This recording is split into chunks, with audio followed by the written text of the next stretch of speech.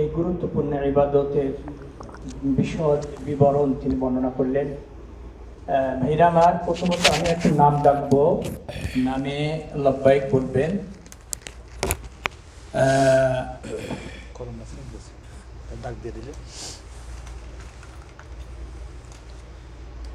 আসলেই আমি মনে করব যে আমরা এই বছরে এই মানে একবার আগাচ্ছি, একবার পিছাচ্ছি, এই যে মানে অবস্থা এবার সৃষ্টি হয়েছিল। আসলেই আপনাদেরকে ধন্যবাদ জানাই যে এই গুরুত্বপূর্ণ ইবাদতটা একটি ভালো পরিবেশে যাতে সম্পাদন করা যায়, এই জন্যই কিন্তু অনেক আগের থেকেই আপনারা আমাদের সঙ্গে যোগাযোগ রক্ষা করে চলছেন। কারণ এইগুলো অনেকেই খেয়াল করে না যে হজ করলেই হলো, নামের আগে আলহাজ শব্দটা অ্যাড করব, আমি হজ করলাম, এটা হলেই হলো।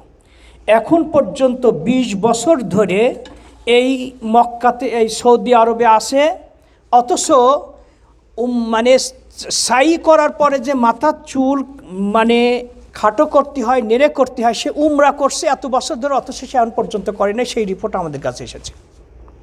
দীর্ঘ 20 বছর সৌদিতে আসে, মাঝে মধ্যে উমরা করে, অথচ সাফা মারোয়া সাই করার পরে উমরার যে দুটো ওয়াজিব কাজের মধ্যে মাথার চুল যে নেড়ে করতে হয় অথবা খাটো করতে হয়, সে করে নাই। কেউ তাকে বলছে যে এটা আমার ব্যাপার ভাই, আপনি যান, আমি এটাই জানি, এটাই। সুতরাং ভাইরা আমার, এইটার এইভাবে কেচ্ছা বলতে গেলে অনেক টাইম লাগবে। এটা একটা গুরুত্বপূর্ণ ইবাদত। ইবাদতের মধ্যে সবচেয়ে কঠিন ইবাদত হচ্ছে হজ এবং উমরা। এমনকি একজন বর্ষিয়ান আলেম তিনি হজ উমরা সংক্রান্ত নিজে বই লিখেছেন, অথচ প্র্যাকটিক্যাল যখন সাফা মারোয়া সাই করতে গেছেন, তখন ওই তোয়াব করার যেভাবে আপনার হজের আসওয়াদ থেকে শুরু করে আবার হজের আসওয়াদ রিটার্ন আসলে একটা হয়, ঠিক তিনি সাফা থেকে মারোয়া, মারোয়া থেকে সাফাতে রিটার্ন এসে একটা গণ্য করেছেন, মানে 14টা হয়েছে। কয়টা? অথচ তিনি কি করেছেন? নিজে বই লিখেছেন, কিন্তু প্র্যাকটিক্যালি এসে তিনি নিজেই ভুল করেছেন। তো এই জন্য ভাইরা আমার, কিছু বিষয় আছে যে বই পড়ে এটা যথেষ্ট নয়, আপনি বাস্তবেও এটা বাস্তবায়ন করা সম্ভব নয়। এই জন্য একটা মানে সুযোগ্য যারা ইতিপূর্বে হজ করেছেন এমন একজন গাইড, এমন একজন মোর্শেদ মুআল্লিম থাকার দরকার। আপনারা যোগাযোগ রক্ষা করে চলেছেন আগের থেকেই, কিন্তু আপনারা গ্রুপে ভয়েস মেসেজ বারবার শুনছেন যে কি হচ্ছে। তো এগুলো আসলেই আমাদের কোনো ত্রুটি ছিল না। ফজলতে শেখ আজমুল হুসাইন হাফিজুল্লাহ রাজাহুল্লাহ খায়ের, আপনাদের এই যে প্রায় 100 অধিক লোকের এই যে তিনি প্রশ্ন করতেছেন, অ্যান্সার দিচ্ছেন, এটি কিন্তু বড় ধৈর্যের পরিচয়। যাই হোক, অবশেষে আমি মনে করব যে মুসলিমে কয়েকজন আল্লাহ আমাদেরকে মঞ্জুর করেছেন এই 100-150 লোকের মধ্যে থেকে, এটি মনে করবো যে আল্লাহ সুবহানাহু ওয়া তাআলা আমার প্রতি বড় ইহসান করেছেন, তাই না ভাইরা? এক। দ্বিতীয়ত হচ্ছে যে এখন আল্লাহ সুবহানাহু ওয়া তাআলা আমার জন্য আমাকে মঞ্জুর করেছেন তার মেহমান হিসাবে। এই জন্য ভাইরা আমার, সবচেয়ে বড় যেটা বিষয় অনুরোধ করব যে এই জবানকে আমরা হেফাজত করব। জবানকে কি করব? শুধু হজ করাটা বড় কথা না। হাদিস এসেছে কি, মান হাজ্জা ফালাম ইয়ারফুস ওয়ালাম ইয়াফসুক রাজাআ মিন যুনুবিহি কায়াউমি ওয়ালাদাতহু উম্মু।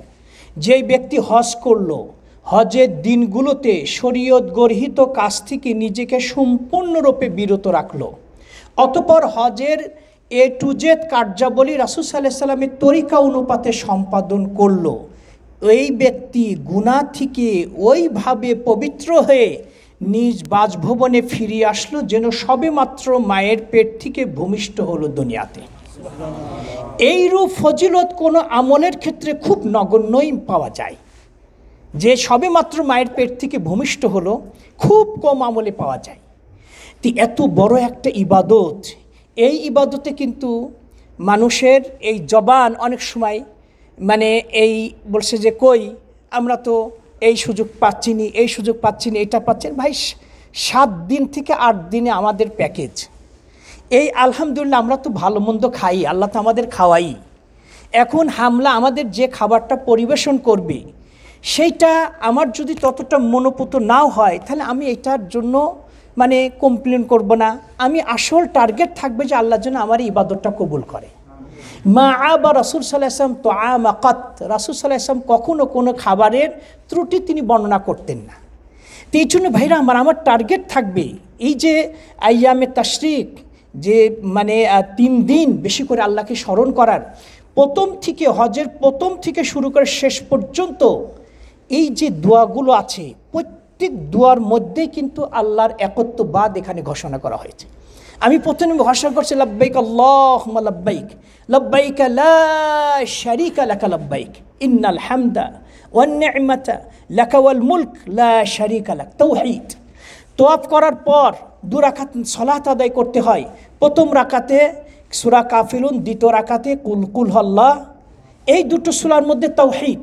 সুতরাং আমি এই দোয়াগুলো পড়বার অন্তরে আল্লাহর একত্ববাদ, হে আল্লাহ আমি গুনাহগার বান্দা, হইতে পারে এটা আমার জীবনের শেষ হজ, হইতে পারে আমার জীবনে এই আরাফাত ময়দানের মতন গুরুত্বপূর্ণ স্থানে উপস্থিত আমার জীবনের শেষ।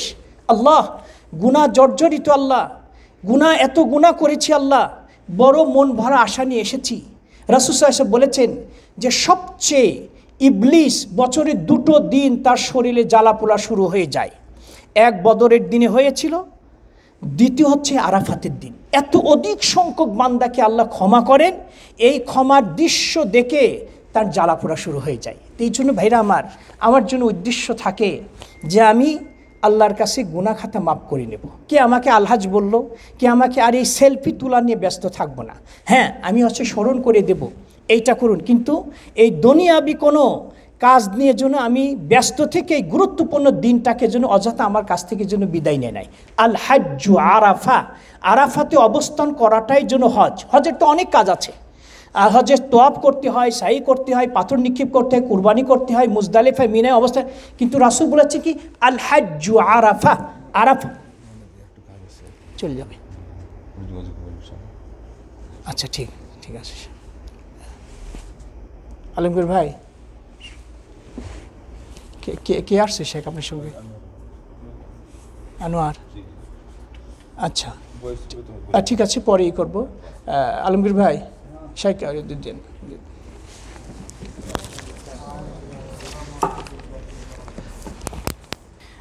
প্রথমত হচ্ছে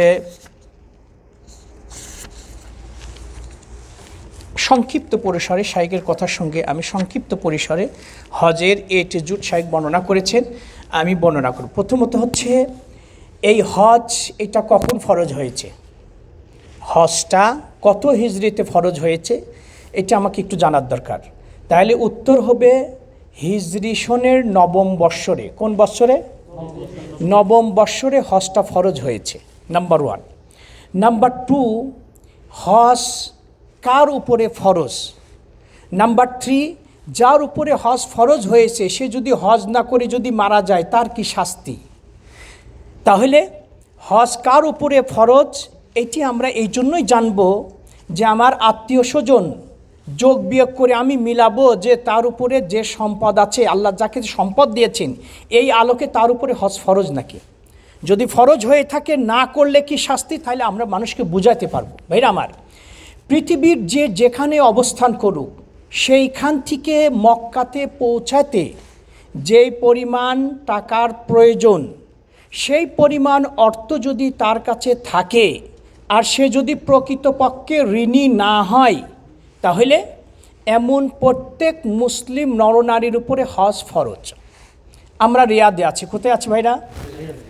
এই রিয়াদ থেকে লিগেলভাবে এই দেশের এই হজ সম্পাদন করতে যে নিয়ম কানুন তারা যে রোল দিয়েছেন সেই আলোকে আমাকে হজ করতে হবে, তাসরি সহ। কি সহ? এবং মেসেজ আসতে শুরু হচ্ছে লা হাজ্জা বেলা তাসরি, তাসরি ছাড়া কোনো হজ নেই।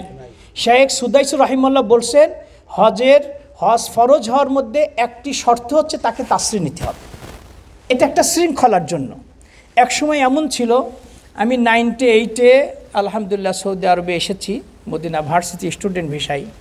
90 এটা শুধু মানে লোক দেখানো না, জাস্ট একটু একটু শিক্ষার জন্য। 98 থেকে শুরু করে 2019, 20 বছর। কয় বছর? এই 20 বছর আলহামদুলিল্লাহ লাগাতার আমি আরাফাত ময়দানে আরাফাতের দিন উপস্থিত হয়েছি। এবং তার এরপরে আসলে হচ্ছে করোনার পরের থেকে, এটা তো এই বছরে গ্যাপ ছিল, তারপরে এই তো মানে একটু সিস্টেমটা এখন আগেকার মতন নেই।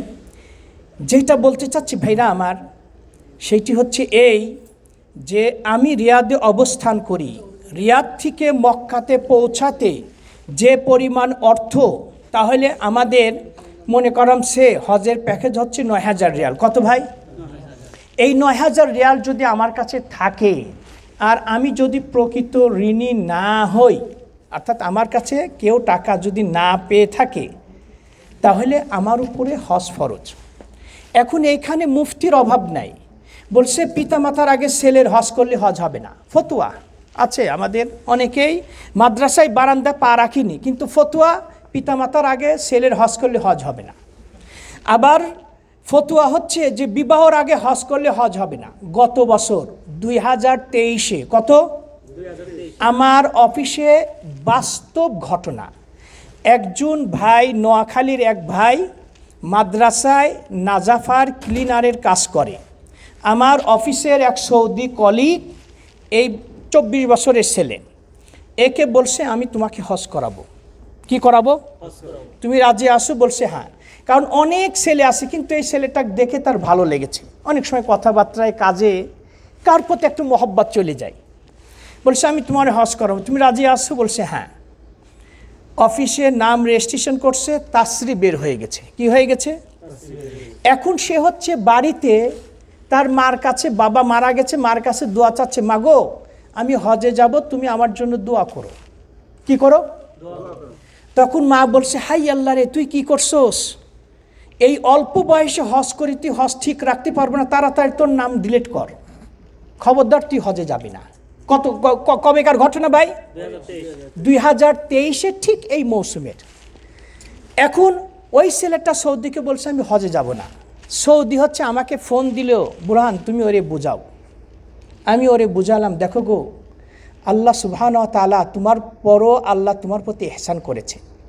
আজকে 20 বছর 25 বছর লোক আছে এরম সুযোগ পায় না, তুমি হজটা করো গো। আমি বলি, দেল নরম হয়।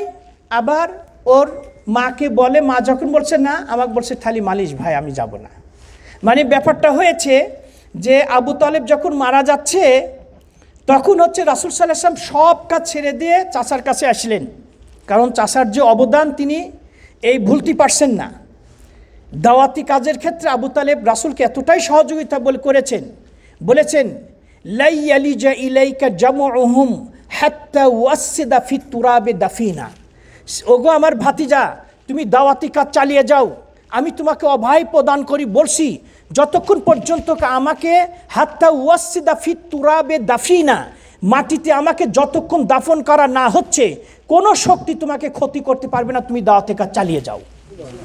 এত বড় উৎসাহ চাচা দিয়েছেন, এই উৎসাহ পেয়েই তিনি এই দাওয়াতি কার্যক্রমে সাকসেসফুল হয়েছেন। এই চাচা এতদিন রাসূলের দাওয়াত কবুল করেন, কিন্তু মৃত্যু শয্যাশায়িত মেসেজটা রাসূল পাওয়ার সাথে সাথে চাচার কাছে দৌড়ায় চলে আসলেন। বললেন, চাচা কুল লা ইলাহা ইল্লাল্লাহ কালিমা আশহাদু লাকা বিহা ইয়াউমাল কিয়ামা। আপনি শুধু মৃত্যুর পূর্বে লা ইলাহা ইল্লাল্লাহটা পড়ুন, কিয়ামতের দিন আমি আল্লাহর কাছে ঝগড়া করে হলো আমি আপনাকে জান্নাতে নিয়ে যাব। আর কি বলবেন? বলতে যাবেন, সেই সময় আবু জাহেল, উতবা, সাইবা, আবু লাহাব বড় বড় হচ্ছে কাফের এসে বলছে, আবু তালেব এই সময় যদি তুমি এই মুহাম্মাদের ধর্ম কবুল করো, প্রেস্টিজ পাঞ্চার হয়ে যাবে, তুমি একটা সম্ভ্রান্ত ফ্যামিলির ছেলে, তুমি আমাদের নেতা, খবরদার তুমি এটা বলো না।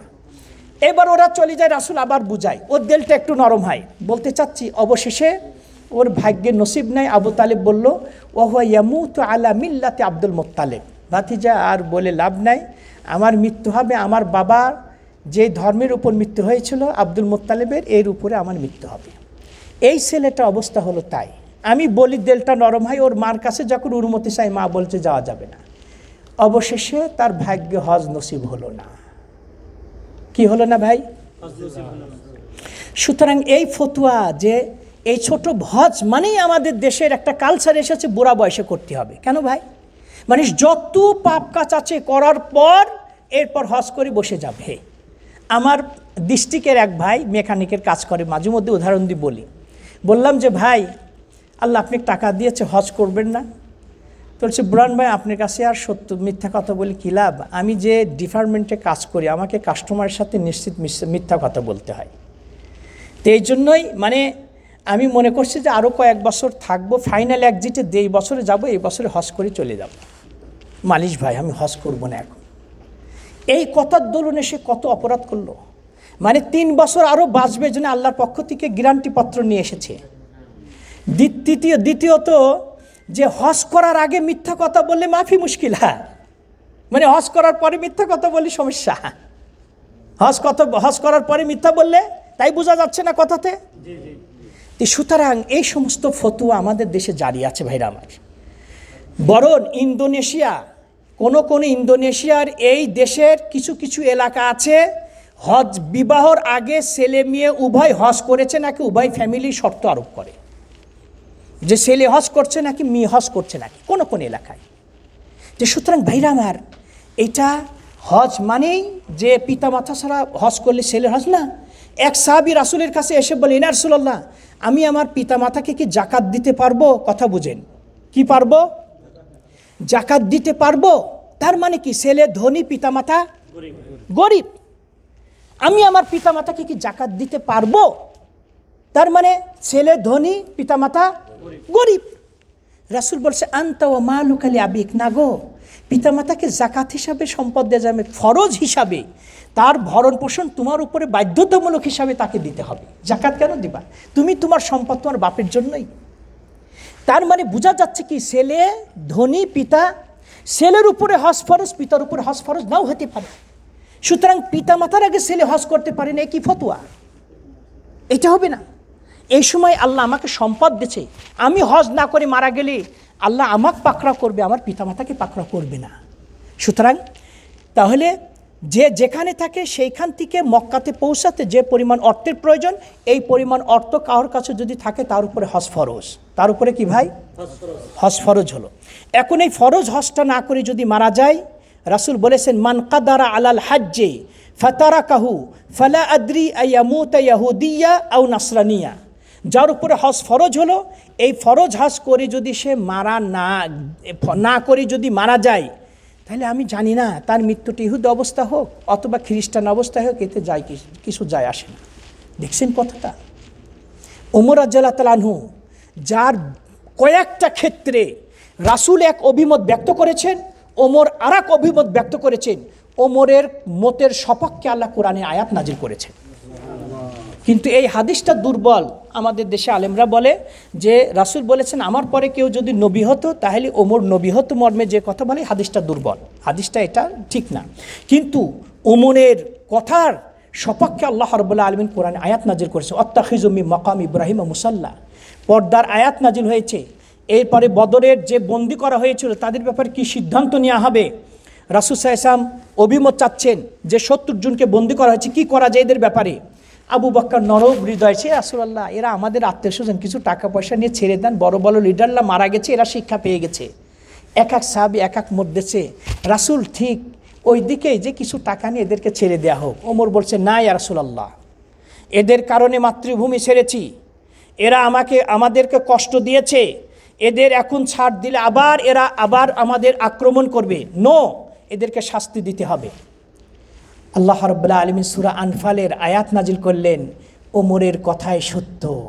রাসূলকে ধমক দিলেন যে দুনিয়ার বিনিময়ে আপনি তাদেরকে কেন ছেড়ে দিবেন। সুতরাং সেই ওমর রাদিয়াল্লাহু তাআলা বলছেন লাকাদ হামামতু আন আবআসা রিজালান ইলা হাযিহিল আমসার ফায়ানজুরু ইলা কুল্লি মান লাহু জিদা ওয়া লাম ইয়াহুজ্জু লিয়াদরিব আলাইহিমুল জিজিয়া মা হুম বিমুসলিমিন। তিনবার করে বললেন আমি ইচ্ছা পোষণ করেছি সরকারিভাবে কিছু কর্মচারী আমার রাজ্যের আনাচে কানাচে তাদেরকে পাঠিয়ে দেব, দিয়ে বাড়িতে বাড়িতে যে তদন্ত করে রিপোর্ট নিবে, ভাই তোমার কত সম্পদ আছে, যদি দেখা যায় যোগ বিয়োগ করে হ্যাঁ তার হজ করার সামর্থ্য আছে অথচ হজ না করে এখন পর্যন্ত বসে আছে, লিয়াদরিবু আলাইহিমুল জিজিয়া, তার উপর জন্য ট্যাক্স নির্ধারণ করা হয়, কারণ সে মুসলমান না, আর নন মুসলমান যদি মুসলমান কান্ট্রিতে বসবাস করতে হয় তাকে ট্যাক্স দিয়ে থাকতে হবে। কি বুঝলেন? সুতরাং ভাইরা আমার, হজ নাম্বার 3, হজটা ফরজ হলে কি আমি তাড়াতাড়ি করব না লেটে করব? রাসূলের বক্তব্য হচ্ছে তাআজ্জালু ইলাল হজ ফাইন্না আহাদাকুম লা ইয়াদরি মা ইয়ারিদুলা।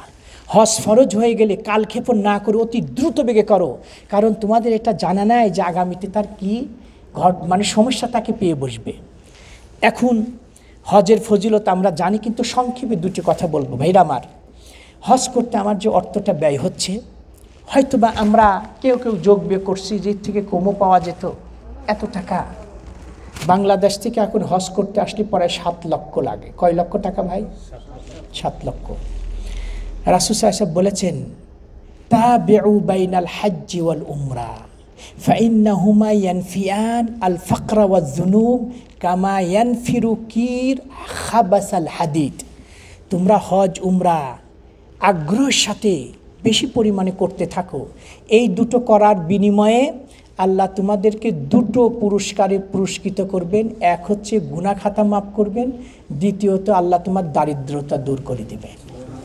সুতরাং হজের পারপাসে যে টাকাটা খরচ হবে, এর বিনিময়ে আল্লাহ আমাকে উত্তম কিছু দান করবেন। রাসূল সাল্লাল্লাহু আলাইহি ওয়াসাল্লাম আয়েশাকে বললেন, আয়েশা, তুমি হজ উমরা করতে যে যত কষ্ট সহ্য করবা, যত অর্থ ব্যয় করবা, এর অনুপাতে আল্লাহ তোমাকে নেকি দান করবেন। সুতরাং ভাইরা আমার, হজে কষ্ট, এই কষ্টতে আমরা নার্ভাস ফিল করব না। আমরা সাথে সাথে এই কষ্টের মাধ্যমে আল্লাহর কাছে নেকি, আল্লাহর কাছে ইহতিসাবুল আজর, এইটা আমরা কামনা করব। এরপরে রাসূল সাহেব বলছেন, আল হুজ্জাজু ওয়াল উম্মারু আফদুল্লাহ। যারা হজ এবং উমরা করে এরা আল্লাহর স্পেশালিস্ট মেহমান। এটা মেহমানের ক্যাটাগরি আছে। দেখবেন আরবি সংবাদ যখন পড়ে যে বাংলাদেশের রাষ্ট্রপ্রধান এবং তার সাথে একটা অফদ আসলো, অফদ মানে প্রতিনিধি, তাহলে রাষ্ট্রপ্রধানের সাথে যে প্রতিনিধি আসে সেটাকে বলা হয় অফদুন, জয়ফুন বলে না, অফদুন। আল্লাহ রাসূল বলছেন, আল হুজ্জাজু ওয়াল উম্মারু আফদুল্লাহ। যারা আল হজ করে উমরা করে এরা আল্লাহর খাস মেহমান। সুতরাং যেহেতু খাস মেহমান, সরকার প্রধান এসে আর এক সরকার প্রধানের কাছে যদি আবেদন করে, সেইটা যদি মঞ্জুর করার কোনো স্কোপ থাকে, সেটা কিন্তু মানে ক্যান্সেল করে না, তার ওইটা মঞ্জুর করেই থাকে। এই জন্য এই খাস মেহমান আল্লাহর কাছে যখন কিছু চাই, আল্লাহ বলছে আমি তোমার আবেদন কবুল করব। নাম্বার 2 বলছে, গফরাল্লাহু লাহু ওয়া লিমান ইস্তাগফারা লা। এই হাজি যে আল্লাহ তাকে ক্ষমা করবেন এবং যার জন্য আল্লাহর কাছে ক্ষমা চাবে আল্লাহ ওকেও ক্ষমা করবেন। এই জন্যই আমরা এখন থেকে আত্মীয় স্বজনের কাছে দোয়া চাবো। তারা আমার কাছে দোয়া চাইলে আমি তাদেরকে দোয়াতে ভুলবো না। রাসূল সাল্লাল্লাহু আলাইহি সাল্লাম, এমনকি রাসূল জানতেন যে কেউ হজ করতে যাবে, উমরা করতে যাবে, দৌড়ায় তার কাছে চলে যেতেন। ওমর দৌড়ায় তার কাছে চলে যেতেন যে আপনি আল্লাহর মেহমান হয়ে যাচ্ছেন, দোয়াতে আমাকে স্মরণ করবে। ওমর রাদিয়াল্লাহু তাআলা আনহু একাধিক বার তিনি হজ করতে এসেছেন শুধু ওই ওয়াইস করুনির সাথে সাক্ষাতের জন্য।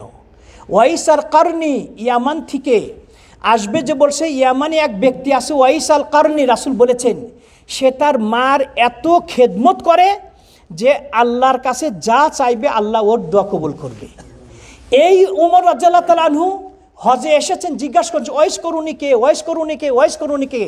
কয়েক বছর পর তারপরে তিনি সাক্ষাৎ পেয়েছেন যে রাসূল তোমার ব্যাপারে সংবাদ দিয়েছে, আমি তোমার কাছে দোয়া চাচ্ছি, তুমি আমার জন্য দোয়া করবা। জান্নাতের সার্টিফিকেট প্রাপ্ত সাহাবী আল ওমর ফিল জান্নাহ, আর আবু বকর ফিল জান্নাহ, উসমান ফিল জান্নাহ, আলী ফিল জান্নাহ, আব্দুল্লাহ বিন আউফ, আব্দুর রহমান বিন আউফ ফিল জান্নাহ, সাদ বিন আবি ওয়াক্কাস ফিল জান্নাহ, আবু উবাইদা বিন জাররাহ ফিল জান্নাহ, জুবাইর বিন আওয়ান ফিল জান্নাহ, সাঈদ বিন যায়েদ ফিল জান্নাহ, তলহা বিন উবাইদুল্লাহ ফিল জান্নাহ। 10 জনের জান্নাহ নাম আল্লাহ রাসূল দুনিয়াতেই ঘোষণা করেছেন। সেই ওমর যদি নিজের গুনাহ মাপের জন্য এতটাই যদি ব্যস্ত থাকেন, আমি আপনাকে। সুতরাং ভাইরা আমার, আমরা এই দোয়ার ক্ষেত্রে কার্পণ্যতা করব না। এরপরে সেটি হচ্ছে এই, ভাইরা আমার, হজ জীবনে একবার ফরজ। কয়বার ফরজ? একবার। আল হাজ্জু মাররা ফামান জাদ ফাহুয়া তাতাওয়া। একবারই ফরজ, এরপর যতবার করবে ততবার হচ্ছে নফল। সুতরাং ফরজ হজ এটা অত্যন্ত গুরুত্ব সহকারে আমাকে করতে হবে। এরপর আসব, এখন হজ জীবনে কয়বার ফরজ? একবার ফরজ। হজ 3 প্রকার। কয় প্রকার ভাই? তামাত্তু, কেরান, ইফরাদ। তামাত্তু, কেরান, ইফরাদ 3 প্রকার হজের মধ্যে উত্তম হজ কোনটা, কে পারবে? মোহন ভাই, উত্তম কোনটা? তামাত্তু। কোনটা? তামাত্তু উত্তম, সেই তামাত্তু ইনশাল্লাহ আমরা করব। কোনটা উত্তম ভাই? তামাত্তু। আর তামাত্তু নিয়ে আমরা কথা বলবো। তামাত্তু শব্দের শাব্দিক অর্থ হচ্ছে উপভোগ করা, আরাম নেওয়া, আনন্দ ভোগ করা। তার মানে তামাত্তুর 2টা ফাংশন, এক হচ্ছে উমরা আর একটা হচ্ছে হজ। প্রথমে যে আপনি উমরা করবেন, যেমন বাংলাদেশ থেকে 40 দিনের প্যাকেজে আসে, 30 দিনের প্যাকেজে আসে, প্রথমে এসে জাস্ট আমরা সারা বছর যে উমরা করি এই ক্যাটাগরিতে উমরা করবে। উমরা করার পর হালাল হয়ে গেল। কি হলো? হালাল হয়ে গেল। হালাল হয়ে যাওয়ার পর এই যে 8 তারিখে মক্কাতেই যেখানেই থাকবে সেখান থেকে জহরের আগে হজের এহরাম বাঁধবে। তাহলে এই দিনগুলোতে সে আরাম নিল, রেস্ট নিল, সব কিছু তার জন্য হালাল। স্ত্রী সহবাস, ব্যবসা বাণিজ্য, আগে হজ করতে এসে লোক ব্যবসা করত।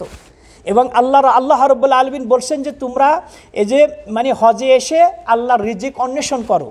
অথচ আমাদের দেশে হাজিদেরকে বুঝায়, খবরদার আপনি বেশি কেনাকাটা করবেন না, এই বেশি খালি হজ কিন্তু নেকি কমে যাবে না। ভাই এটা সমস্যাটা কি? উল্টাপাল্টা অনেক কিছু ফতোয়া তারা দেয়। এটা মুআল্লিম আজকে আমার কাছে কল করেছে, আমার এলাকার মসজিদের সেক্রেটারি সাহেব হজে এসেছেন, উনি আজকে ওদেরকে মদিনায় থেকে মক্কায় নিয়ে আসলো। মুআল্লিম বলেছে যে সকলেই মদিনার জুলহুলাইফা থেকে এহরাম বাঁধবেন, হজের এহরাম। কিসের এহরাম? হজের এহরাম বাঁধবেন এবং মক্কায় যে এহরাম খুলবেন না, একেবারেই 10 তারিখে খুলবেন। আমি বললাম তাহলে আপনি কোন হজ করবেন? আপনি যখন বাংলাদেশ থেকে এসেছেন প্রথমে উমরা করেছেন, আর এই হজের মাসগুলোতে কেউ যদি উমরা করে তার জন্য তামাত্তু করা ওয়াজিব হয়ে যায়। তার জন্য কি হয়ে যায়? তামাত্তু করা। তাহলে আপনি তো আগে 1 মাস আগে এসেছেন, আপনি তো উমরা করেছেন, এখন তো আপনাকে তামাত্তু হজ করতে হবে। এখন আপনি শুধু হজের এহরাম বাঁধবেন, হজের এহরাম আপনাকে 8 তারিখে বাঁধতে হবে। আপনি এখনই হজের এহরাম বাঁধবেন কে? তো বলছে এইভাবে আমাদেরকে বুঝিয়েছে, তাই কি বলবেন? আর এক মুআল্লিম আর এক হাজি আমাকে কল দিচ্ছে যে ওদের থেকে কুরবানির টাকা নিচ্ছে 850 করে, আর দমের টাকা নিচ্ছে হচ্ছে 350 করে। কত করে? আচ্ছা, আমি বললাম আমাকে অনুমতি চাচ্ছে ওই হাজি যে এটা কী করব। আমি বললাম যে কেন, দম আর কুরবানি এই একই ক্যাটাগরির পশু হতে হবে? এটা তো যেই পশুটা কুরবানির জন্য পারফেক্ট, ঠিক দমের জন্য ওই ক্যাটাগরির পশু হতে হবে, তো টাকার এত ডিফারেন্স কেন? তে বলছে কুরবানির পশুটা হৃষ্টপুষ্ট হতে হবে, তারপরে কুরবানি যখন সব দেয়া হয়ে যাবে এই দুবলা পাতলা কাটা ফাটা যেগুলো চলে না এইগুলো অবশিষ্ট থাকবে, এগুলো 200-150 টাকার পাওয়া যায়, ওইগুলো কিনে নিয়ে ওরা দম দিবে, এই জন্যই এইটার ডিফারেন্স। নাম্বার 2, আমি বললাম দম কখন দিতে হবে? দম দিতে হবে যদি আমার হজের যে 8টা ওয়াজিব ছুটে গেলে। তা আমি তো এখন হজই করলাম না, এখন দমের ফাংশন আসবে কেন? তাহলে আমি ওকে বললাম যে আপনি নামাজ পড়ার আগে সহ সেজদা দিয়ে দেন, মানে আপনি নামাজে ভুল হবে এই জন্য আগে নামাজে আপনি সহ সেজদা দিয়ে দেন, তারপরে নামাজ পড়ুন। দেখছেন মুআল্লিমের অবস্থা? এইভাবে ইবাদত করলে ইবাদত হবে সন্দেহ নিয়ে? তো এইগুলো উল্টাপাল্টা বোঝাচ্ছে। তো এই জন্যই ভাইরা আমার, এটি হচ্ছে তামাত্তু হজ। আমরা এখানে প্রথমে আমরা যে উমরা করব, কি করব? আর আমাদের প্যাকেজ যেহেতু অল্প দিনের, এই জন্য আমাদের একটু কষ্ট করতে হবে ভাই। কি করতে হবে? এই কষ্টটা সহ্য করতে হবে। মানে উমরা করেই হয়তো বা আমার টাইম নাও থাকতে পারে, আমাকে আবার একদিন হয়তো রেস্ট নিয়ে বা একদিন রেস্ট না নিয়েই আমাকে আবার হজের এহরাম বাঁধতে হবে। এই জন্য ভাইদেরকে বলবো 2টো এহরামের কাপড় নেবো। কয়টা? 2টো। প্রথমে আমরা যখন এহরামের কাপড় পরে যে একটা উমরা করব, এই কাপড়টা একটু হয়তো হয়ে যাবে, ময়লা হয়ে যাবে, এই জন্য আবার গোসল করে যখন মানে হজের এহরাম বাঁধবো তখন হচ্ছে আবার আরেক কাপড় ওইটা চেঞ্জ করে আরেকটা, তাহলে 2 পিস নেব। কয় পিস নেব ভাই? 2 পিস নেব হজের। কি বলে দেখেন এই যে হজের। তাহলে 2 পিস কাপড় নেবো, কয় পিস? 2 পিস। আচ্ছা, তামাত্তু হজ উত্তম, তামাত্তু হজ। তাহলে প্রথমে উমরা করব।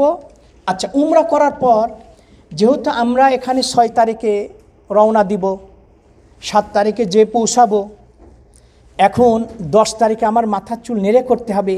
এইখানে রাসূল সাল্লাল্লাহু আলাইহি ওয়াসাল্লাম বলেছেন উমরা করার পর আমি মেশিন লাগাবো, সমস্ত চুল নেড়ে করব না। অথচ এসেছে যে ব্যক্তি নেড়ে করবে হজ উমরা করার পর, ওর জন্য রাসূল 3 বার দোয়া করেছেন। আর যে চুল খাটো করবে তার জন্য একবার আল্লাহুম্মা আরহাম মুহাল্লিকিন, আল্লাহুম্মা আরহাম মুহাল্লিকিন, আল্লাহ মারে। কিন্তু এই ক্ষেত্রে শুধু যেহেতু এখন সময় শর্ট, এর জন্য রাসূল বলেছেন এইখানে উত্তম হচ্ছে কি? এইখানে উত্তম হচ্ছে যে আমি চুল খাটো করব মেশিন লাগায়ে। কিন্তু এইটাকেও করবেন না, ওই যে মারোয়া পাহাড়ে 2-1টা চুল কেটে দেয়, মরার আগ পর্যন্ত এই কাম কেউ করবেন না। যদি এইভাবে চুল কেটে থাকেন আল্লাহর কাছে তওবা করবেন। এটা রাসূল সাল্লাল্লাহু আলাইহি ওয়াসাল্লাম কঠোরভাবে নিষেধ করেছেন। এটা মাসরি টাসরি অন্য আরাবিয়ান করে করুক, খবরদার। নেড়ে করলে সমস্ত মাথার চুলই নেড়ে করতে হবে, খাটো করলে সমস্ত মাথার চুলই অল্প করে হলেও স্পর্শ করাতে হবে। বুঝতে পারলাম ভাইরা? তাহলে এখন আমাদের সময় শর্ট, তাহলে আমরা মেশিন লাগাবো, 4 নম্বর লাগাবো মেশিন, অথবা কেসি দিয়ে বলবো যে ভাই সমস্ত মাথা অল্প করে কেটে দেন, কারণ আমাকে 3 দিন বা 4 দিন পরে আবার মাথার চুল রেনে করতে। বুঝে আসলো ভাইরা? তাহলে এই ক্ষেত্রে হচ্ছে চুল নেড়ে না করে খাটো করাটা উত্তম। আমি খাটো করছি, চুল নেড়ে খাটো করে হালাল হয়ে যাব। 8 তারিখে জহরের আগে, এইটাকে বলা হয় ইয়াউমে তারবিয়া। কি বলা হয়? তাহলে আমি এখন বলবো আল্লাহুম্মা লাব্বাইক হাজ্জা, গোসল করে ইহরামের কাপড় পরে। এই জন্য মিকাতে যেতে হবে না, আমি যেখানেই থাকবো সেখান থেকে বলবো আল্লাহুম্মা লাব্বাইক হাজ্জা। আমি হজের নিয়ত করব। কি করব? হজের নিয়ত করব। ঠিক আছে ভাইরা? এখন থেকে কিন্তু হজের আর অরিজিনাল ফাংশন শুরু হলো। তাহলে হজ এই দিনকে ইয়াউমুত তারবিয়া বলে। কি বলা হয়? তারবিয়া শব্দের অর্থ হচ্ছে তৎকালীন সময় এই দিন হচ্ছে হাজিদেরকে তারা পানি পান করাইতো, বেশি পরিমাণে কি করাইতো? পানি পান করাইতো। এই জন্য এই নামটাকে নামকরণ করা হয়েছে। তাহলে ইয়াউমুত তারবিয়া 8 তারিখে সুন্নাত হচ্ছে যে মিনাতে 5 ওয়াক্ত নামাজ পড়া, জোহর, আসর, মাগরিব, ঈশা, ফজর। আরাফাতের দিন ফজরে 5 ওয়াক্ত নামাজ পড়ে, এটা হচ্ছে সুন্নাত। কিন্তু এটা ওয়াজিব না। এই সুন্নত ছুটে গেলে হজের কোনো রকম ক্ষতি হবে না, কোনো রকম ক্ষতি হবে না। তাহলে আমার যদি উমরা করতে করতে দেরি হয়ে যায়, আমি যদি আসরের সময়ে এহরাম বাদে হজের কোনো রকম ক্ষতি নেই। আচ্ছা, 8 তারিখে আমার কি কাজ? কোনো কাজ নাই, শুধু নামাজ পড়ব আর লব্বাইক আল্লাহুম্মা তালবিয়া পড়তে, এটা মুখস্থ করব। লব্বাইক আল্লাহুম্মা লব্বাইক, লব্বাইক লা শারীকা লাকা লব্বাইক, ইন্নাল হামদা ওয়ান নি'মাতা লাকা ওয়াল মুলক লা শারীকা লাক। আধা ঘন্টা বা 10 মিনিটের মধ্যে ইনশাআল্লাহ ছেড়ে দেব। তাহলে ইয়াউমুত তারবিয়াতে এখন এইটা আমরা খেয়াল করব। এখন 3 দিন আমাকে কিন্তু ইহরাম অবস্থায় থাকতে হবে। তাহলে 3 দিনে কি করব? মাথা ঢাকবো না। 3 দিন কি করব? শরীরের পশম উপড়াবো না। 3 দিন সবচেয়ে বড় যেটা ভুল হয় সেটা সেন্ট জাতীয় কিছু ব্যবহার করা। সুতরাং এই সকলে সাবান কিনবেন কালকে, বাথাতে বা যেখানে যে সাবানে সেন্ট নেয়, সেন্টবিহীন সাবান পাওয়া যায়, এটা কিনবেন। ওইখানে ওই অবস্থা অবশ্যই থাকে, কিন্তু তথাপিও আমাকে বাথরুমে যেতে হবে, কখনো হাত পরিষ্কার করতে হবে। যে সাবানগুলো পাওয়া যায় লাক্স টাক্স যা আছে সব সেন্ট। সুতরাং সেন্টযুক্ত কিছু ব্যবহার করা যাবে না, এইটাতে মানুষ ভুল করে। তাহলে এইটা 8 তারিখ থেকে শুরু করে 10 তারিখ পাথর মারা পর্যন্ত আমাকে ইহরাম অবস্থায় থাকতে হবে। মাথা ঢাকবো না, শরীর চুলকাবো না, হাত পায়ের পশম উঠাবো না। অনেকেই আঙ্গুল নখ এইভাবে কাটার বা দাঁত দিয়ে কাটার অভ্যাস আছে। শরীরের কোনো কিছু উঠা উপরানো কাটানো এটা হচ্ছে নিষেধ। মানে সেলাইযুক্ত কোনো কাপড় পরা যাবে না। আমি আন্ডার গেঞ্জি কিছুই পরবো না, শুধু সেলাইবিহীন 2টো কাপড়, সেলাইবিহীন 2টো কাপড়। আপনার যদি হঠাৎ করে কারোর স্বপ্নদোষ হয়ে গেল, আপনি গোসল করবেন, মানে বাথরুমে যে সেই ক্ষেত্রে লুঙ্গি পরবেন না, গামছা পরতে পারেন, অথবা উলঙ্গ অবস্থায় গোসল করেন, কোনো সমস্যা নাই। কিন্তু তবুও প্যান্ট পরবেন, কিছু পরবেন, কোনো সেলাইযুক্ত কোনো কাপড় পরিধান করা যাবে না। সেলাইযুক্ত কোনো কাপড় পরিধান করা যাবে না। আচ্ছা, আপনি এহরামের কাপড় চেঞ্জ করতে পারেন, কোনো সমস্যা নাই। অথবা একটু ময়লা হয়ে গেলে আপনি ধুতে পারেন, কোনো সমস্যা নাই। চলে গেল 8 তারিখ। এরপরে আমি মিনায় আরাফাতের দিনটা মনে রাখবেন ভাইরা আমার। হইতে পারে আমাদেরকে 8 তারিখেই রাত্রে ভিড়ের কারণে এখন তাই নিয়ে যায়। আরাফায় খিমা আছে, আরাফায় কি আছে? আরাফায় খিমা আছে, আরাফায় আমাকে নিয়ে গেল। অথবা ফজরের পরেও যদি নিয়ে যায়, যখন ইচ্ছা নিয়ে যায়। নিয়ে যাওয়ার পরে জহরের আগ পর্যন্ত কোনো কাজ নাই আরাফাতে, কিছুই না, খালি ঘুমাবো, এই করব, এই খাওয়া দাওয়া করব। এই জহরের আগ দিয়ে নামেরা, মসজিদে নামেরা, আরাফাতে মসজিদের নাম মসজিদে কি ভাই? এই নামেরাটা হচ্ছে আরাফাতের সীমানার বাহিরে। অর্থাৎ আরাফায় যে মসজিদ আছে, মসজিদের সম্মুখের পর্ষণ কিন্তু আরাফাতের সীমানার মধ্যে না। কারণ রাসূল সাল্লাল্লাহু আলাইহি ওয়াসাল্লাম এই নামেরা জায়গাতে এসে প্রথমে খুতবা দিলেন। কি দিলেন? জ্ঞান গর্ব খুতবা দিলেন, যেটা বিদায় হজের খুতবা বলা হয়। এই খুতবা দেওয়ার পর 1 আজানে 2 একামতে তিনি জহর এবং আসর নামাজ পড়লেন। আমাদের দেশের কেউ কেউ মূর্খরা বলে যে যারা হচ্ছে শুধুমাত্র মসজিদের নামেরাই ইমামের সঙ্গে নামাজ পড়বে, তারাই শুধু জহরের আসর নামাজ একসঙ্গে পড়বে, আর নিজ নিজ খিমাতে যারা পড়বে তারা জহরের সময় জহর পড়বে, আসরের সময় আসর। ভুয়া। এইটা হচ্ছে হজের একটা ফাংশন। রাসূল বলেছেন যে তোমরা আরাফাতের দিনে জহরের সঙ্গে আসরটা অগ্রিম পড়ে নিয়ে নামাজের টেনশনটা মাথায় থেকে নামিয়ে এবার তোমরা মাগরিব সূর্যাস্ত পর্যন্ত দুয়ায় মাশগুল থাকো। সুতরাং যেখানেই থাকি আমরা সেখানে। তবে গতবার যেমন সরকারের পক্ষ থেকে ফরমান এসেছে যে খিমা থেকে বের হওয়া যাবে না প্রচণ্ড গরমের কারণে। এর আগে কিন্তু আমরা খিমা থেকে বের হয়ে যেয়ে ওই মসজিদে নামেরায় যে খুতবা শুনেছি, কিন্তু গতবার বের হতে দিনই। এবার মনে হয় গতবারের থেকে গরম আরও বেশি। যদি এরকম কোনো নির্দেশ এসে থাকে তাহলে আমরা শ্রদ্ধা জানিয়ে মসজিদের নামেরাতে আমরা যাওয়ার দরকার নেই, ওই খিমাতে আমরা অবস্থান করি। সেখানেই ওই আপনার লাউড স্পিকার দিয়ে খুতবা শোনা হবে, খুতবা ডাইরেক্ট হবে, তারপরে নামাজ আলাদা আলাদা আজান হবে। 1 আজানে 2 একামতে জহর আসর আমি পড়ে নেব। ভাইরা আমার, যখন আজান একামত হয়ে আমি জহর নামাজ পড়লাম, এখন কিন্তু আপনার আসল ডিউটি শুরু হয়ে গেল আরাফাতের দিনের। এই দিনেই কিন্তু ওই যে বললাম রাসূল সাল্লাল্লাহু আলাইহি সাল্লাম বলেছেন যে আল্লাহ বছরে একদিন মাত্র দিনের বেলায় শেষ আসমানে চলে আসেন। কয় দিনে? একদিন, সেটা আরাফাতের দিনে। এসে আল্লাহ ফেরেশতাদেরকে ডাকেন, ওগো ফেরেশতারা, আদম যখন আমি সৃষ্টি করতে চেয়েছিলাম তোমরা নিষেধ করেছিলে। ওয়াসফিকুদ্দিমা, আল্লাহ আদম সৃষ্টির দরকার নাই, আমরাই পৃথিবীতে আবাদ করব। কারণ ফেরেশতারা ওই পূর্বের জিনদের অভিজ্ঞতার আলোকে বললেন যে এরাও রক্তপাত করবে, মারামারি হত্যা লুণ্ঠন করে দরকার নাই। নাহনু নুসাব্বিহু বিহামদিকা ওয়া নুকাদ্দিসু লাক। তখন আল্লাহ বললেন, বাস আমি যা করবই, তোমাদের অভিমত তো দরকার নাই, এখানে সংসদে বিল পাশের দরকার নাই, তোমাদের অভিমত আমার জানা হয়ে গেছে। ইন্নী আ'লামু মা লা তা'লামুন, আদম সৃষ্টির পিছনে কি রহস্য আছে সেটা আমার জানা আছে, তোমাদের জানা নাই। আল্লাহ ফেরেশতাদেরকে ডেকে বলেন, ওগো ফেরেশতারা, দেখো আদম সৃষ্টি করতে তুমি নিষেধ করেছিলে, দেখো আজকে আদম সন্তান আতাউনি শুউসান গুবরা, তারা মলিন চেহারা নিয়ে আমার কাছে উপস্থিত হয়েছে গো, কাকুতি মিনতি স্বরে আমাকে ডাকছে। ওগো ফেরেশতারা, উশহিদুকুম বিআন্নী ক্বাদ গাফারতু লাহুম, তোমাদেরকে সাক্ষ্য রেখে বলছি আমার এই বান্দাদেরকে আমি ক্ষমা করে দিলাম।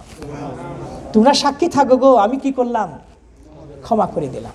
এবার আল্লাহ বলে ফেরেশতাদেরকে, মাযা ইয়ারজুন, আমার এই বান্দারা কি চাই গো? বলছে ইয়ারজুন রাহমাতাল্লাহ, আল্লাহ আপনার দয়া অনুগ্রহ চাই। ওয়া ইয়ারজুন মাগফিরাতাক, আপনার ক্ষমা চাই। ফেরেশতাদেরকে তখন আল্লাহ বলেন, আল্লাহ তখন ফেরেশতাদেরকে বলেন, গো তোমরা সাক্ষী থাকো গো, আমার এই বান্দাদেরকে আমি ক্ষমা করে দিলাম। ভাইরা আমার, এই আরাফাতের দিনে, এই দিনে হচ্ছে যত বড় রাষ্ট্রপ্রধানে আসুক তাকে ওই এহরামের কাপড় পরতে হয়। মুসলমানদের মধ্যে সর্ববৃহৎ জমায়েত, সকলেই সাদা কাপড় পরে আছে। এটা আমাকে হাসরের কথা স্মরণ করাই দিচ্ছে, আমাকে মৃত্যুর কথা স্মরণ করাই দিচ্ছে এই দৃশ্য। সুতরাং এই দিনে খবরদার আজে বাজে চিন্তা না করে বারবার কাঁদবো আল্লাহর কাছে, বারবার দোয়া। আর এই দোয়াটা বেশি পরিমাণে পড়বো। রাসূল বলছেন খয়রুদ দুআ দুআউ ইয়াউমি আরাফা খয়রু মা কুলতু আনা ওয়ান নাবিয়্যুনা মিন ক্বাবলি লা ইলাহা ইল্লাল্লাহু ওয়াহদাহু লা শারীকা লাহু লাহুল মুলক ওয়া লাহুল হামদ ওয়া হুয়া আলা কুল্লি শাইইন কাদির। আমি এবং আমার পূর্বে যত নবী আরাফাতের ময়দানে এসেছে প্রত্যেকেই তারা এই দিনে এই দোয়াটা বেশি পরিমাণে পড়ত। এবং আমি একটু গোপন জায়গায় যেয়ে দোয়া করব। যখন আবার একটু ক্লান্ত আসবে, আবার একটু রেস্ট নিয়ে করে নিয়ে একটু চাটা আসে বুফিয়া মাফতু, একটু খাওয়া দাওয়া করে আবার দোয়ায় মাশগুল থাকবো। ঘুমাবো না, অনেকেই ঘুমাবো না ভাই। মাগরিব পর্যন্ত আমি বেশি করে কাকুতি মিনতি সার আল্লাহর কাছে। এই জন্য আরবি ভাষা দোয়া করার দরকার নেই। আল্লাহ চলিত ভাষাও বোঝে, মাতৃভাষাও বোঝে, সাধু ভাষাও বোঝে, শুদ্ধ ভাষাও বোঝে, অশুদ্ধ ভাষাও বোঝে। আমি নিজের ভাষায় পিতামাতা মৃত, আমাদের অনেকের পিতামাতা মৃত্যুবরণ করেছে, আত্মীয় স্বজন সকলকে আমরা দোয়াতে সামিল করব। সকলের জন্য এই দিনই হচ্ছে ভাইরা আমার গুনাহ মাফের দিন।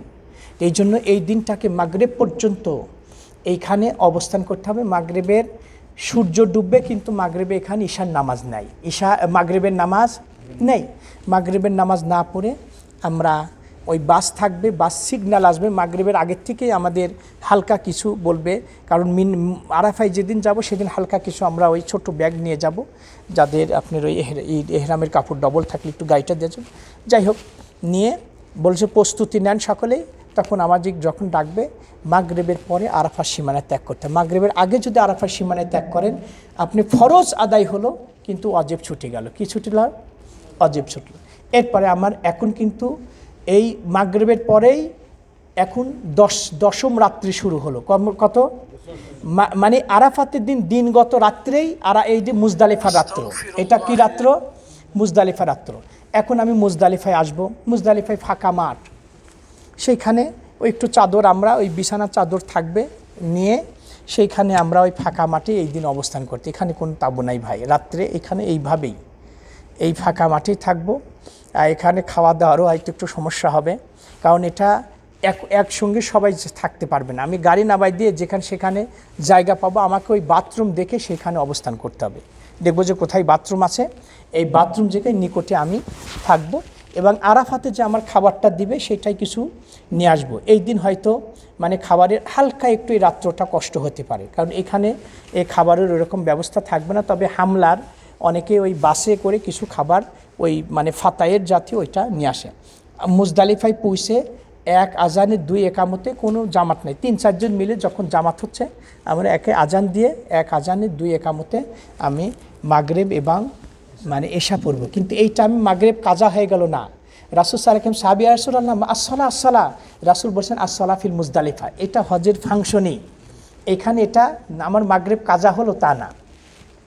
আমি আরাফাতে আসলাম, মুজদালিফায় এই রাত্রটা মুজদালিফার রাত্র যাপন করাটা ওয়াজিব। রাত্র যাপন করাটা ওয়াজিব, আমার কোনো কাজ নাই। রাসূল বলেছেন তোমরা সারাদিন আরাফাতে কষ্ট করেছো, মুজদালিফায় এসে তোমরা রেস্ট নাও, কোনো কাজ নাই, রেস্ট নেব। তবে এইখান থেকে পাথর অনেকেই নেয়, পাথর নেওয়াটা বাধ্যতা। কোনো সাহাবী নিয়েছেন, আমরা যেহেতু সময় আছে আমরা পাথর নিয়ে নেব। কি করব?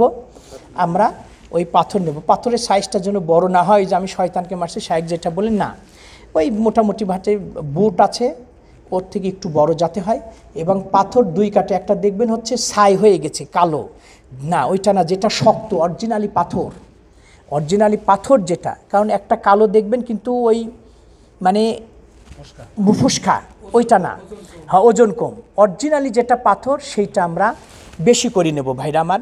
কারণ আমাকে সাধারণত ওই প্রথম দিন 7টা মারতে হবে, পরের দিন 21টা, তারপরের দিন 21টা। সাধারণত ওই 12 তারিখে আমাদেরকে নিয়ে আসে। 13 তারিখে খুব কম লোকই থাকে। 12 তারিখে কি করে? 12 তারিখেই আরাফাই থেকে আবার মিনাই থেকে আমাকে নিয়ে আসে। তাহলে আমি দেব 3 21-এ কত হচ্ছে ভাইরা? হ্যাঁ 63, আর হচ্ছে মানে যদি আমাকে 3 দিন থাকতে হয় আমি 17 নিয়ে নিলাম, তাহলে আরও কয়েকটা আমি বেশি নেব। ঠিক আছে ভাইরা?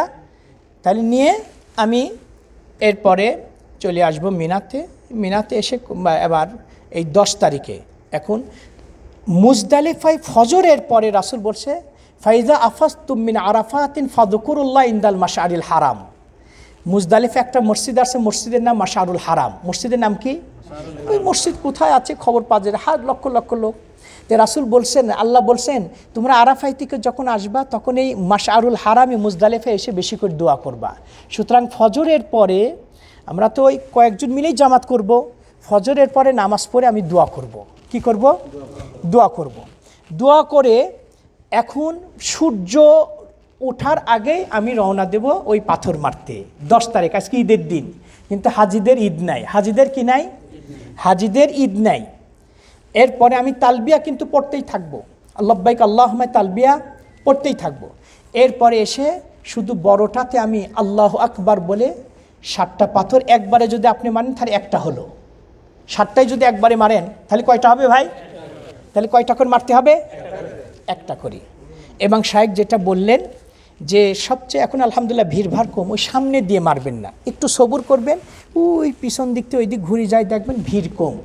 আমার চোখের সামনে কত লোক পড়লো, মারা গেল। কারণ এখন আলহামদুলিল্লাহ সহজ হয়েছে, আগে তো ওই একদিক দিয়ে যেতে একদিক দিয়ে কত লোক পড়ে মারা গেছে। আবার অনেকেই ভয় করি দূর থেকে পাথর, মানে আমার কয়েকবার এই যে কপাল কেটে গেছে, মানে ভয় করে ভিড়ের কারণে যায় না। কিন্তু এটা তো উত্তম হচ্ছে আপনি কাছে যে একেবারে ওই পিলার আছে, সবচেয়ে উত্তম হচ্ছে পিলারে মারবেন, পিলার থেকে গর্তে পড়বে। এটা যদি সম্ভব নাও হয় কমপক্ষে গর্তে পড়েছে এইটার জন্য নিশ্চিত হয়, যাতে গর্তের মধ্যে পড়ে। যেটা সন্দেহ হবে যে পড়েনি তাহলে আর একটা মারবেন।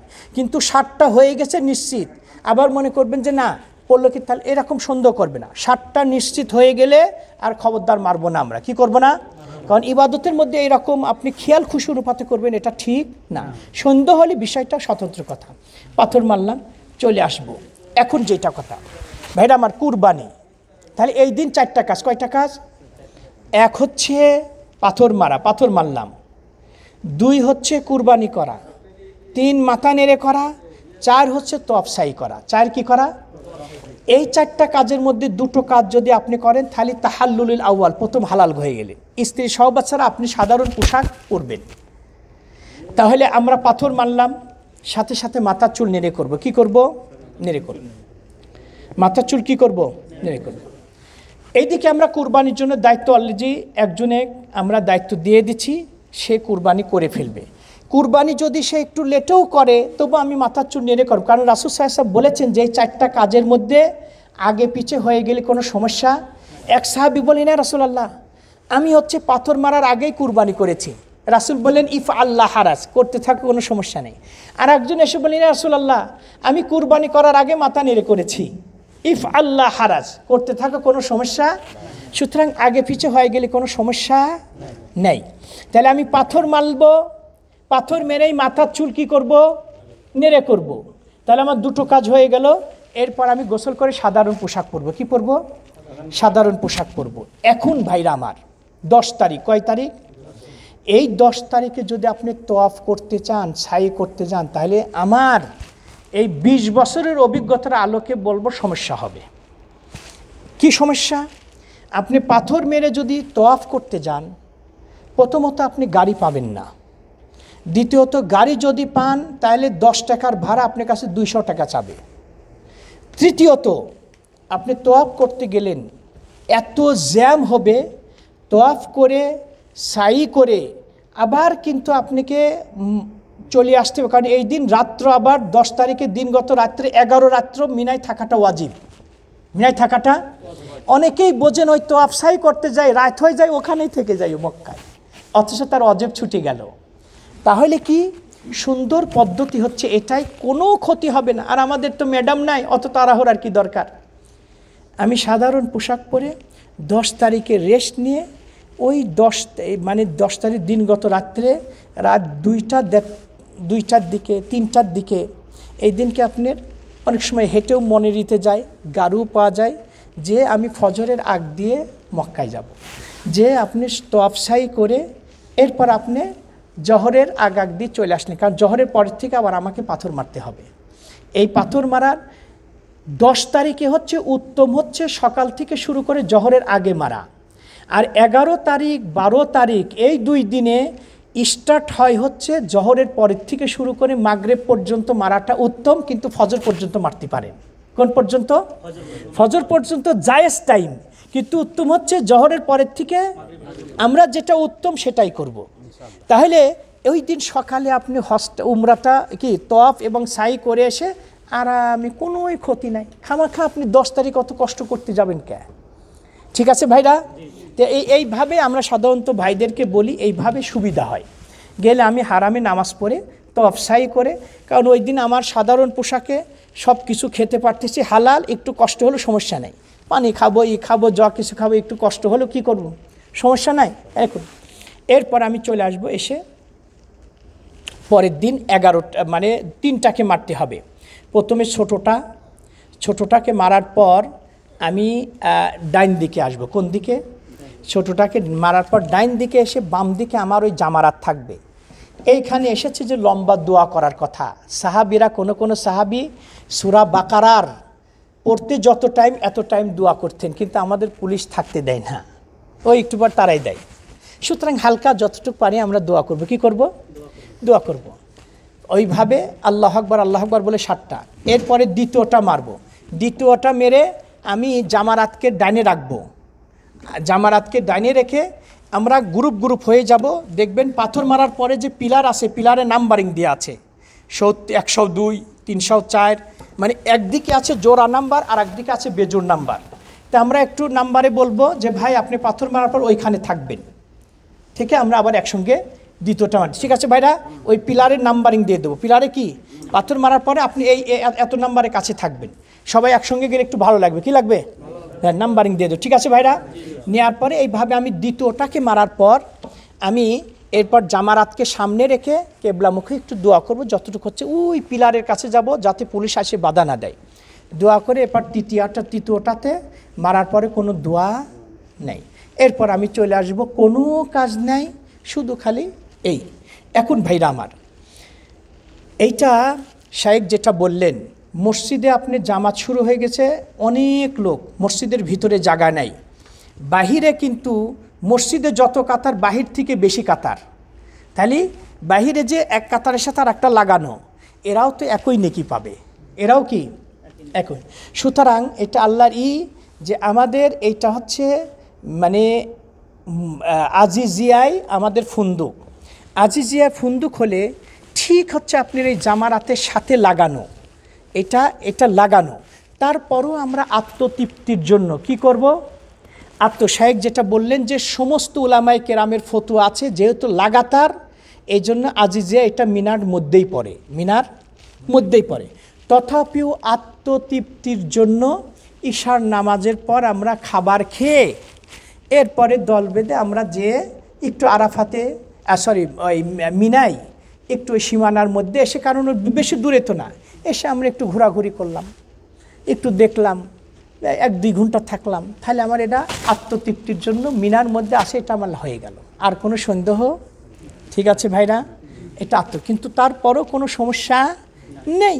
বড় বড় আলেমদের বলছে কোর্স সব আলেমরা, এখানকার উচ্চ উলামা পরিষদের ফতোয়া দেশে যে এটা আমাদের বাংলাদেশের হাজিরা তো আপনি সব মুজদালিফায় থাকে, আরাফাতের হিমাতে মুজদালিফায়, ওদের টাকা কম প্যাকেজ, এই জন্য সব মুজদালিফায়। কারণ মিনা মুজদালিফা লাগাতার, তো ওই মিনার যে দিনগুলো সেটা মুজদালিফায়, কারণ মুজদালিফার রাত্রেও মুজদালিফায় থাকে, মিনার রাত্রেও মুজদালিফায় থাকে, একটাতেই দুটাই চলে ওদের। এখন আমার শেষ এইভাবে পরের দিনে 11 তারিখও 12 তারিখও সেম ক্যাটাগরিতে জহরের পরে, কিন্তু অনেকেই সকালেই মারতে যায়। আমরা সকালে মারতে যাব না, জহরের পরে যে পাথর মেরে চলে আসব। সর্বশেষ ভাইরা আমার, হজের 4টা ফরজ কাজ। কয়টা? আর 8টা ওয়াজিব। 4টা ফরজ ইচ্ছাকৃত অনিচ্ছাকৃত বাদ পড়ে গেলে আপনার হজ বাতিল। আর 8টা ওয়াজিবের যদি বাদ পড়ে যায়, তাহলে এর ক্ষতিপূরণ স্বরূপ দম দেওয়া লাগে, অথবা এই আপনার মিসকিনকে খানা খাওয়াতে হয় কোনো ক্ষেত্রে, অথবা আপনার একটা গোলাম আজাদ করতে হয়। তাহলে 4টা ফরজ কাজ ভালো করে শুনবো। কয়টা ভাই? 4টা ফরজ কাজ। নাম্বার 1, এহরাম বাঁধা। ভালো করে বুঝবো। একটা হচ্ছে ওয়াজিব এহরাম বাঁধাটা মেকাত থেকে। কোত্থেকে? মেকাত থেকে এহরাম বাঁধাটা, এটা হচ্ছে ওয়াজিব। আর ফরজ হচ্ছে আমি ওই মেকাত থেকে হজের আনুষ্ঠানিকতার মধ্যে অনুপ্রবেশ করলাম, লাব্বাইক উমরাতান, লাব্বাইক হাজ্জান উমরাতান, এইটা হচ্ছে ফরজ, যে আমি একমাত্র আল্লাহর জন্যই ইবাদতটা করব, অন্তরে নিয়ত করা। কি করা? নিয়ত করা। এই ক্ষেত্রে ভাইরা আমার কোনো লোক দেখানোর জন্য না থাকে যে আমাকে লোক হাজী সাহেব বলবে, এই বলবে না ভাই, একনিষ্ঠভাবে মানে রাসূল বলেছেন যে এই হজটা কেউ যদি লোক দেখানো হয় না, সেই হজ আল্লাহ কবুল করবে না, একমাত্র আল্লাহর জন্য। কার জন্য? আল্লাহর জন্য। 2 নাম্বার হচ্ছে উকুফে আরাফা। আরাফায় জহরের পরের থেকে পরবর্তী দিন ফজর পর্যন্ত সামান্য সময়ের জন্য হলো আরাফাতে সীমানার মধ্যে অবস্থান করে, এটা ফরজ। এটা কি?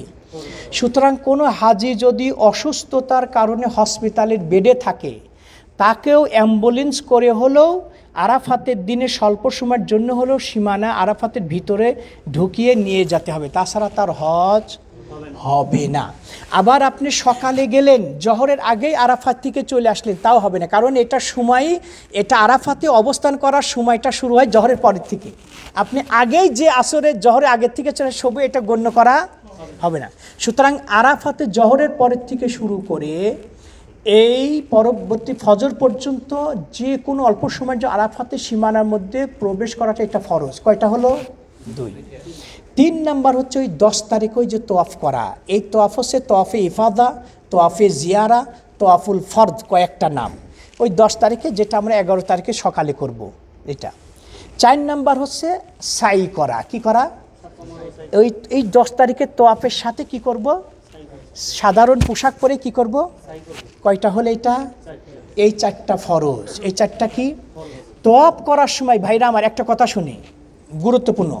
তোয়াফ করার পূর্ব মুহূর্তে আমাকে নিশ্চিত হতে হবে অজু আছে নাকি, কারণ আমি তো ঘুমিয়ে ঘুমিয়ে যাচ্ছি অজু ছুটে যেতে। তোয়াবের পূর্ব মুহূর্তে নিশ্চিত হতে হবে অজু আছে নাকি, কারণ রাসূল বলছে আত-তাওয়াফু বিল বাইতি কাস-সালাহ, নামাজ যেভাবে অজু ছাড়া হবে না, তোয়াফে এভাবে অজু ছাড়া হবে না। সুতরাং বিনা অজুতে যদি আপনি তোয়াফ করেন, তোয়াফ হবে, আর তোয়াফ না হলে আপনি ফরজ ছুটে গেলে হজই বাতিল। বুঝে আসলো? এই তাহলে এই 8টা ওয়াজিব। কয়টা ওয়াজিব? 8টা ওয়াজিব। 1 হচ্ছে মেকাত থেকে ইহরাম বাঁধা, যেটা আমরা মেকাত থেকে ইহরাম বাঁধবো, 1। 2 হচ্ছে 9 তারিখে, কয় তারিখ? 9 তারিখে আরাফাতের দিন মাগরিব পর্যন্ত অবস্থান করা। একটা কিন্তু আমরা জানলাম যে অল্প সময়ের জন্য অবস্থান করলে ফরজ, আপনি জহরের পরে 1 ঘন্টা থেকে বের হয়ে আসলেন, ফরজ আদায় হলো কিন্তু ওয়াজিব ছুটে গেল। তাহলে ওয়াজিব হচ্ছে মাগরিবের সূর্য ডুববে, ডুবা পর্যন্ত আরাফায় থাকবেন। সূর্য ডুবার আগেই যদি আরাফায় সীমানা ত্যাগ করেন, ফরজ আদায় হলো কিন্তু ওয়াজিব ছুটে গেল। তাহলে 2টা হলো। কয়টা হলো? 3 হচ্ছে ওই যে 9 তারিখ দিনগত রাত্রে 10ম রাত্র, সেটা হচ্ছে মুজদালিফায় রাত্রে ম্যাক্সিমাম সময় রাত্র যাপন করা। রাত্রির ম্যাক্সিমাম সময় রাত্রে। কয়টা হলো? 3। 4 নাম্বার হচ্ছে এই যে আমরা মুজদালিফায় রাত্র যাপন করে এসে ওই পাথর নিক্ষেপ করা। কি করা? পাথর নিক্ষেপ করা। 5 নাম্বার হচ্ছে কুরবানি করা, যাটা তামাত্তু কেরান করবে তারে কুরবানি করা। 6 নাম্বার মাথার চুল মুন্ডন করা, খাটো করা অথবা নেড়ে করা। এইখানে কিন্তু আমরা মাথার চুল নেড়ে করব 10 তারিখে, কারণ রাসূল বলছে আল্লাহুম্মা আরহাম মুহাল্লিকিন, আল্লাহুম্মা আরহাম মুহাল্লিকিন, আল্লাহুম্মা আরহাম মুহাল্লিকিন। এরপরে যেটি সেটি হচ্ছে এই 7 নাম্বার হচ্ছে মাবিতুল মিনা, 11 এবং 12 এই 2 রাত্র মিনায় রাত্রে ম্যাক্সিমাম সময় রাত্র যাপন করা। 12 তারিখে মাগরিবের আগে আপনি মিনা ত্যাগ করতে হবে। যদি মাগরিবের টাইম হয়ে যায়, আপনি মিনা সীমানার মধ্যেই থাকেন, তাহলে 13 তারিখ থাকাটা আপনার বাধ্যতামূলক। 13 তারিখ থাকাটা বাধ্যতামূলক। আর যদি মাগরিবের আগে আপনি চলে আসেন, আল্লাহ বলছেন ফামান তাআজ্জালা ফি ইয়াউমাইনি ফালা ইসমা আলাই, মিনাতে যদি তোমরা 2 দিন থেকে চলে আসো তাতে কোনো গুনাহ নেই, স্বয়ং আল্লাহ কোরআনেই বলছেন। সর্বশেষ 8 নাম্বার হচ্ছে বিদায় তওয়াফ করা। কি করা? বিদায় তওয়াফ করা। এটা হচ্ছে হজের 8টা হচ্ছে ওয়াজিব, এটা আমরা খেয়াল রাখবো। ঠিক আছে।